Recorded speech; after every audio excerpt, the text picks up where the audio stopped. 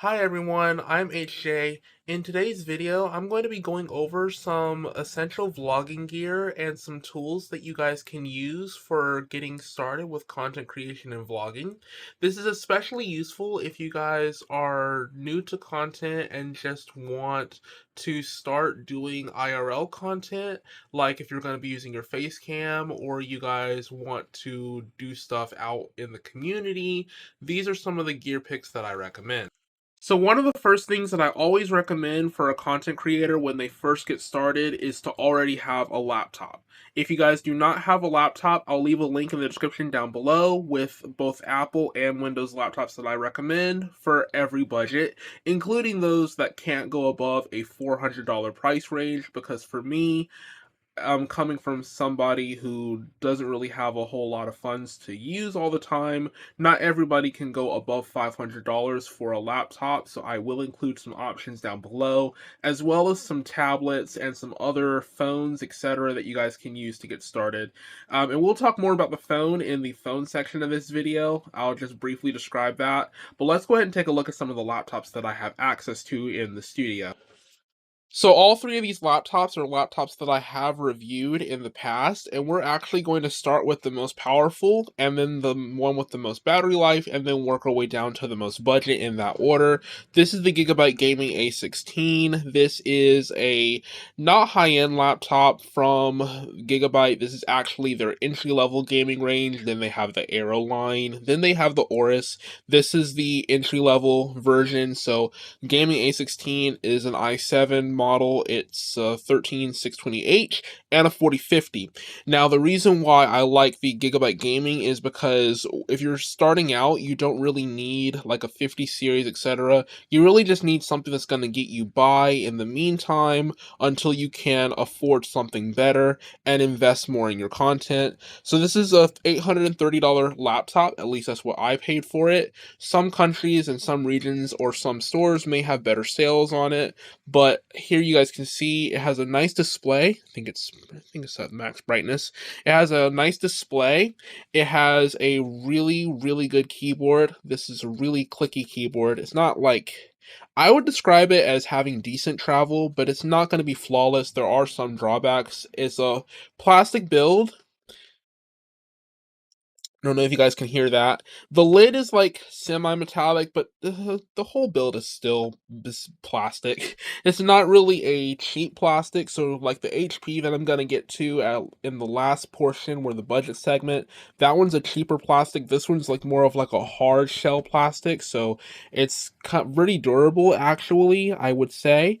And one of the things that I really like about this particular laptop is the fact that it's got a 4050 in it, so if you're planning to do any kind of 1080p editing, which most of you guys will start out with 1080p and then work your way up to 4K, it does have the capacity, more than enough to do that. And if you guys want to do 4K, you can step into 4K with this, and as your content improves and you get better, and you have more funds to disperse on better gear, you will be able to eventually get up to that price point where you can afford a laptop that supports nothing but 4K video, etc.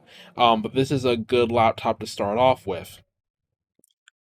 Now, the second laptop I have with me is the one that I would pick for portability and the battery life aspect. Yes, the Gigabyte Gaming A16 is portable. It's only like 4.6, 4.7, 4 pounds-ish, depending on which config you get and what you obviously like, varying factors. There might be a little bit of margin of error there, but generally it's about 4.6 to 4.7 pounds. This one is a lighter laptop. This is a 13-inch tablet. It's actually a hybrid. This is the Dell Latitude 7350 Detachable.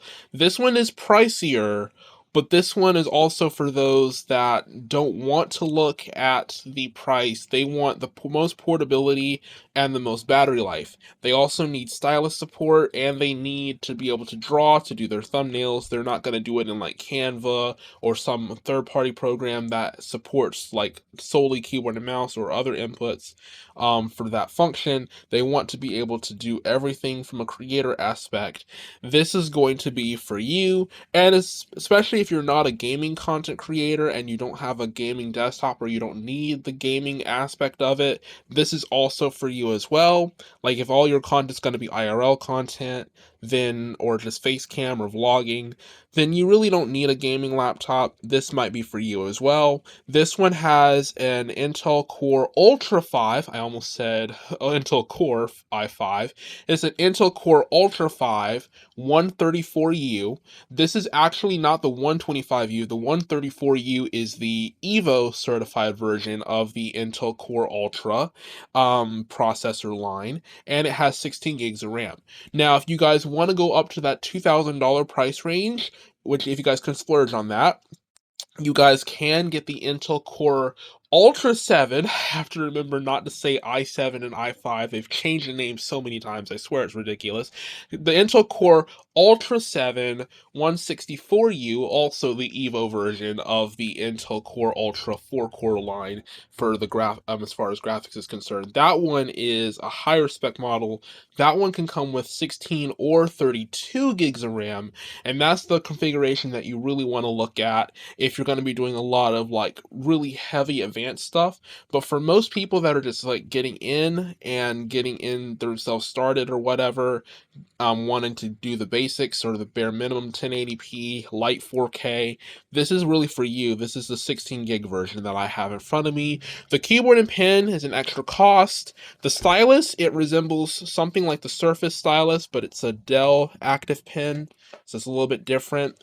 And the thing that I really like about this device right here is if you guys buy the case, if you guys look on the back here, it has these little holes right here. Before you put the tablet into the case, there is a strap that you can attach to the tablet case itself, and that will allow you to tote this like it's a messenger carry-on bag, which it really isn't, but you guys can carry this with you guys. If the laptop tablet is all you're going to be using, you don't need a charger or anything, or you're going to carry like a GAN charger or something like 65 watts in your pocket, you guys can put the strap onto the case and carry it like a messenger sling.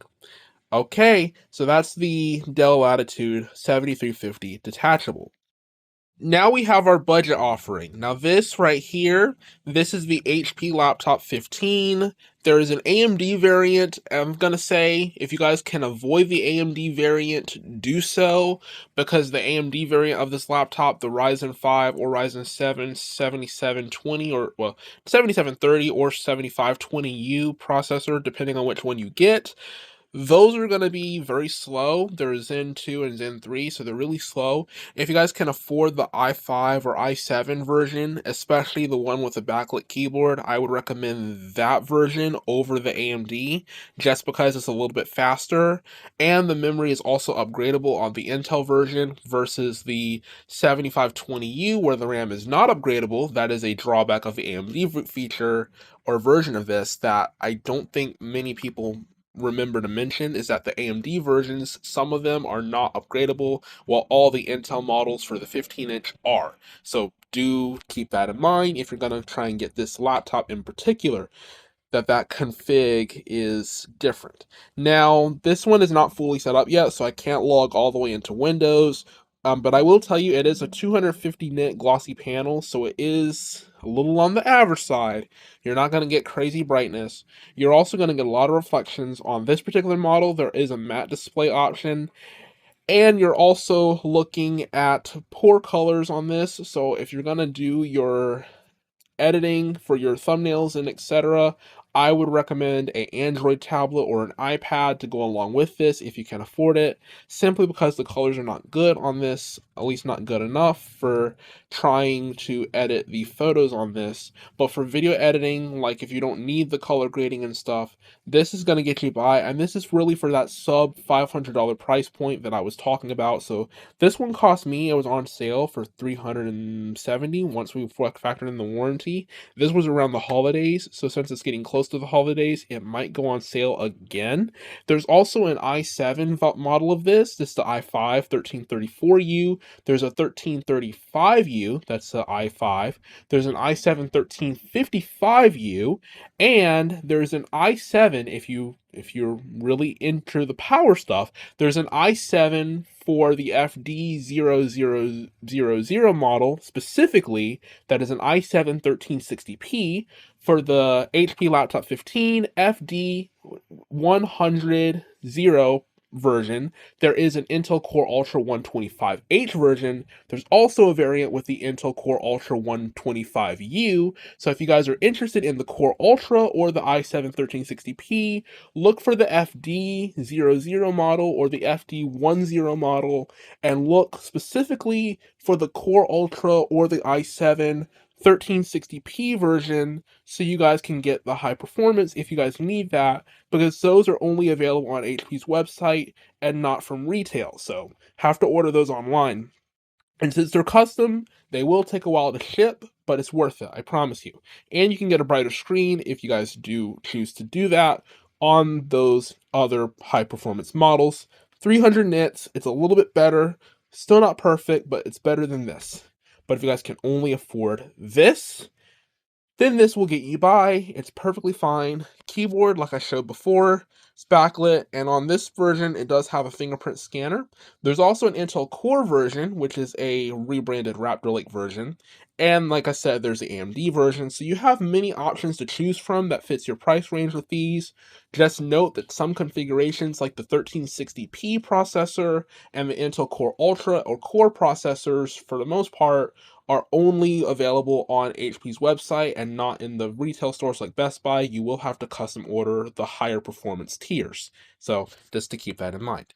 All right, let's go ahead and talk about some microphones. So this is a lavalier microphone. These are the JBL Quantum Stream microphones. And actually microphone, there's only one in here, LOL.